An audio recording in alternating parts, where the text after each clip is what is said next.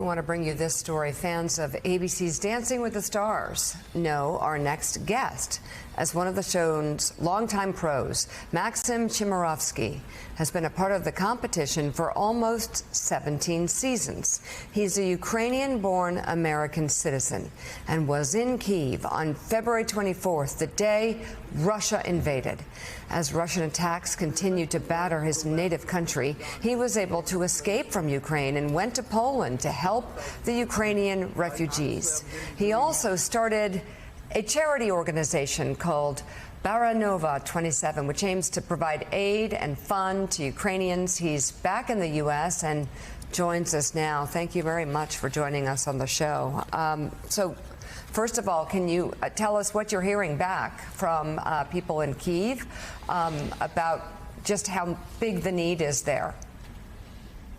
Yeah, thank you for having me. I think that you guys have provided great coverage, especially today morning. As I was driving here, I was thinking about what my message would be, and it has to be the fact that people are getting a little tired of this news coverage, you know, and the fact that when I made my way back to LA and, you know, where I live, I realized how far away this really is, you know, and the horrible images that we're seeing from today morning. You know, I hate to say it, but for a lot of people in this country and in, you know, a world far away from that war, it's becoming almost like a normal image, and I hate that.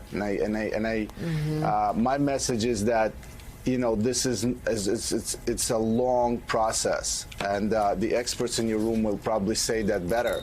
But what we thought was going to be a quick couple of weeks standoff, then, you know, we'll end up with miraculous, you know, Russia's demise, and we'll all keep it moving. It's just not going to happen. It's going to be a long process. Putin is not somebody who's, you know, going into anything without giving it a thought. The thought is historically awful. You know, this we've all been there. You know, the irony of my situation is in the fact that in the 90s, my family picked up myself, my brother. It was just mom and I and our dad, and the four of us immigrated from what was the USSR regime, with fear that my brother and I are going to be enlisted in the army against our will. We're going to be fighting some war in some Afghanistan or whatever it is on USSR's sort of side, and the fact that I ended up being stuck in Kyiv at the time when the same type of war started, with the same regime trying to be brought back, and the feeling of this USSR coming back over Ukraine is just, it was a horrible situation. So my mission is, number one, to provide aid. Baranova 27 is an address in Odessa, Ukraine, where I was born, where my father was born and my brother was born, and you know, my family and I immediately started this process. The aid is just increasing. Our participation, our need is just becoming bigger and bigger.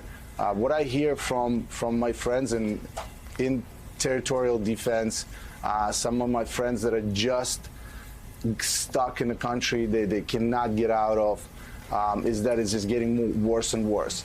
And the final thing I'll say at this point is just, you know, if everybody's terrified about images from Bucha, if everybody's terrified about images from today's bombing, just wait till you see what comes out of Mariupol, if ever, because that's going to be really updated horror, if you will. Max, we so appreciate you being with us this morning. I appreciate the great work you've done in Poland for your fellow Ukrainians, the refugees who've flooded into that country. One of the beautiful things, if there can be a beautiful thing, that Americans, I think, have learned in the last month and a half is about the Ukrainian people, about the will of the Ukrainian people, about the fight of the Ukrainian people, and the resilience of people like yourself and your family. So what do you want people to know about where this may head? Vladimir Putin certainly underestimated the Ukrainian people, as he's learning right now and has been learning for the last several weeks.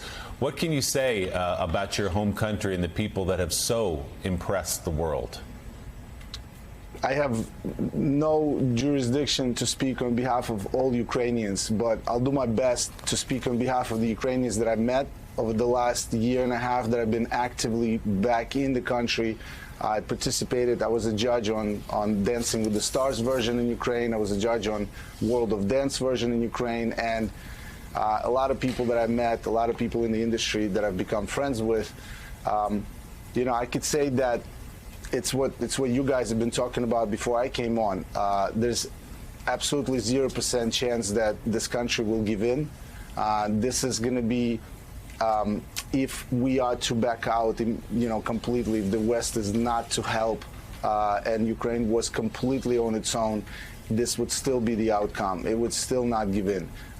This is a hundreds of years old process. You know, that's another thing that the United States needs to understand, is that this is a situation that goes back way past Soviet Union, way past the empirical Russia.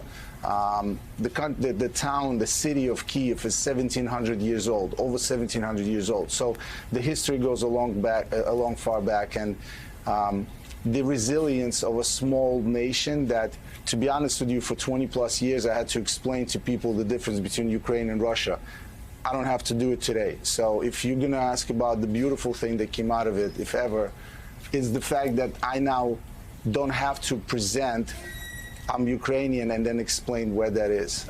Everybody knows where Ukraine is today. Thank you so much for everything you're doing for the humanitarian effort.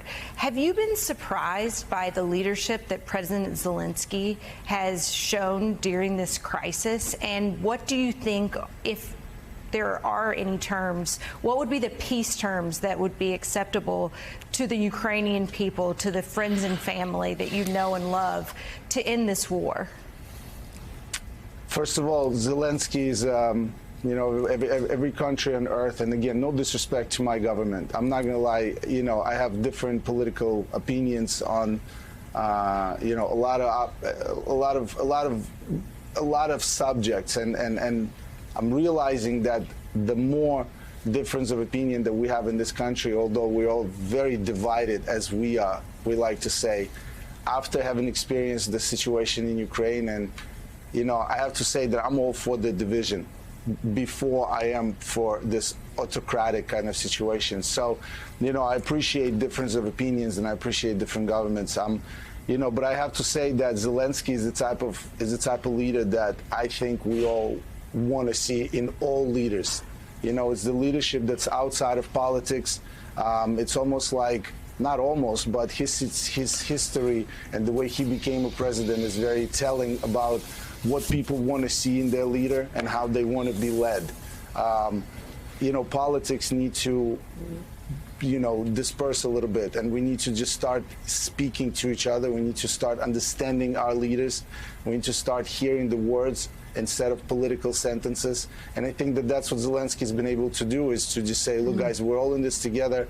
I got your back. I'm here. I'm not going anywhere, and I'm going to present myself as you feel, as you present yourself. So, you know, I'm getting goosebumps. But I hate to say it, this is not as inspirational as I want to feel when this is over. So I'm holding myself kind of tight in this situation. I'm not letting myself relax, because I want to make sure that everybody understands this is a long haul. And if I can take the second, I just want to give a shout out to somebody like Michael Capone and somebody like my father, Alexander Shmakovsky, those two gentlemen, you know, between Global Empowerment Mission that Michael has started, and my father with his stellar leadership in Burn Over 27. These are the type of organizations that are going to make a difference, and they are making a difference. So, you know, everybody out there, just please support, because we are pushing. We're trying to make sure that the Ukrainian person survives, that the Ukrainian spirit lives, because that's the only defense that we have as a world against the cancer, which is the Russian occupation at the moment. Maxim Chimakovsky, thank you so much for coming on. His charity is Baranova 27. You can visit its GoFundMe page to contribute. Thank you so much for being on. And Hey, thanks so much for watching our YouTube channel. You can follow up on today's top stories and breaking news, or catch up on your favorite MSNBC shows all in one place. Download the NBC News app today.